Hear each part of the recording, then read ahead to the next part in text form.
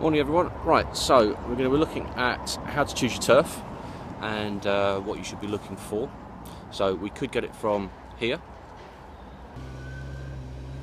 You could buy your turf from here, which certainly isn't a bad choice. Or you could get it from over there. Or here. Or over there. You could also go here. This is Wyvale Garden Centre. This would be my third choice. Woodcote Green you've already seen was my second choice, but there's 2 or 3 other options. Let's have a quick look. You could go to a builder's merchants, but that's a bad idea. Well, you could always come here for the kind of stuff that I'm doing. No, I wouldn't come here. But if you're doing a bank holiday weekend fix on a couple of square metres, turf is perfectly good for that. But if you want really good turf, you come to these guys. If you've seen some of my old videos, you'll have seen that I use their topsoil, and I've pretty much for the last decade used their turf. It's called Medallion. It's got just the right mix of different grass seeds, and it's cut really well. And because I book my orders in early on, they store them in a bloody great big fridge, and that keeps them cool and stops them from actually decomposing themselves. So their topsoils, really beautiful quality. And have they got any? They've got some old leftover turfs down here. All right.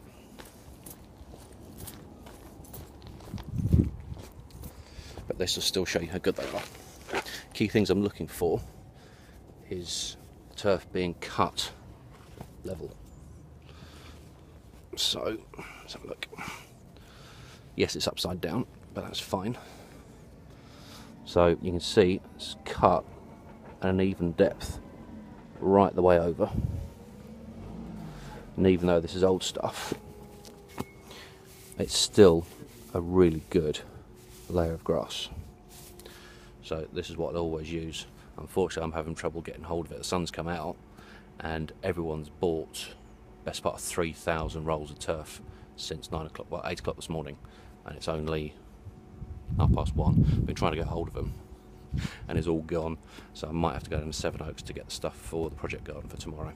So I'll come back to you later and see where we're at. But that's what turf's all about.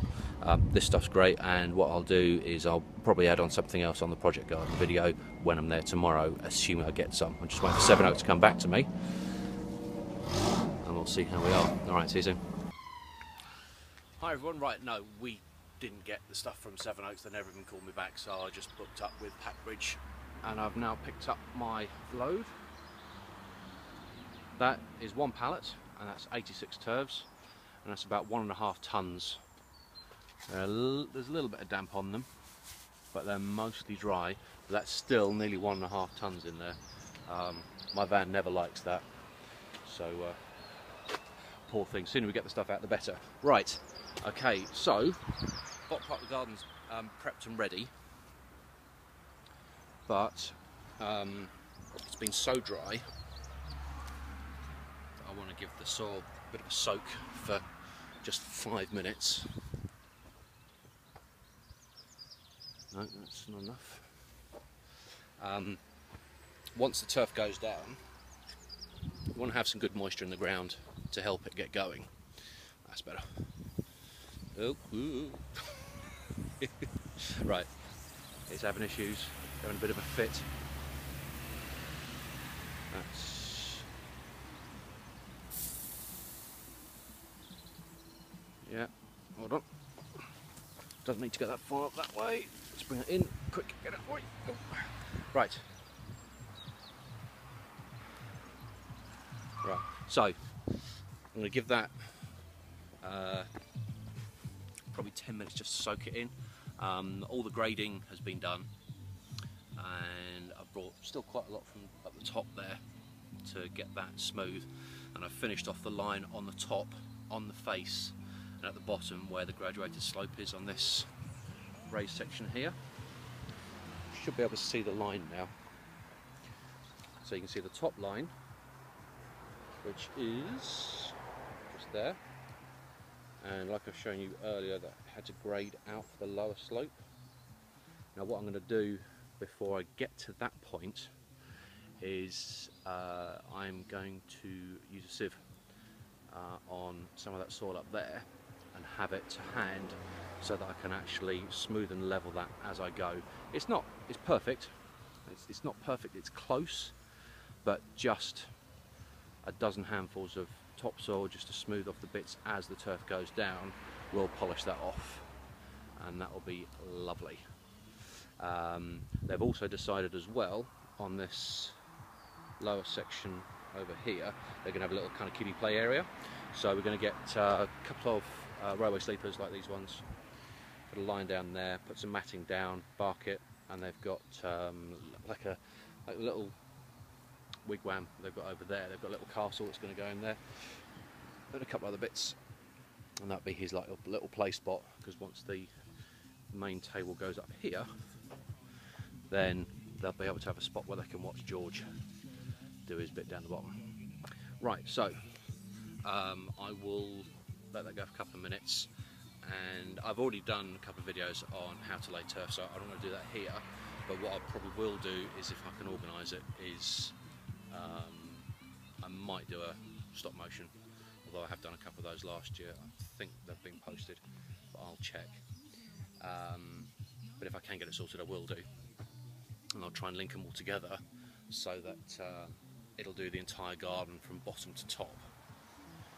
Now normally, if I'm laying turf, I won't step on the soil that I'm going to be laying the turf on, because it puts tread marks in it and you have to re-level it. Issue with this garden is, because it's coming uphill, the turf's up there, with this you need to lay from the bottom up. It's almost impossible to lay turf going downhill, especially with the slopes like this. Now if it was a very, very gradual slope like it is over here, it's just about doable. But because you've got these slopes here, and again on this side, it won't work. What will happen is, apart from anything else, you'll actually fall down the slope as you go, so it won't work.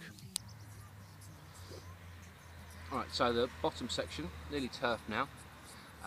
Just taking a tea break because I'm just about to start on the slope, which fortunately, because of the shape of the garden, it actually means that the turfs are going to be laid at an angle going down across it, rather than dead flat straight across it, which actually is better, because they will actually knit together slightly better when you do that. So that's a bit of a bonus actually. I was a bit worried originally when I was doing the actual line that it would be dead straight along it. That doesn't work best. It can work if it's a really gradual slope, but, you know, for areas like I was showing over here where it's very gradual, it'd be perfectly fine there. But there it's actually slightly better that it's going off at an angle, because it will actually bind better and it has less chance of slipping down. So I'll carry on with that. We're about a quarter of the way through the turf, so we should be done this evening around about 7:30ish. It's very, very warm, so as soon as I've done the bottom section, I might actually get the sprinkler on it straight away and get it going, because even though I did put some water down before the turf went down, by the time I actually got most of it down, it had actually evaporated because it's so warm today. So crack on with that, and I'll catch up with you in a bit. Well, fortunately it started raining. Unfortunately it's started raining. It's lightened up a little bit now, but the soil's getting a nice soak. The only problem is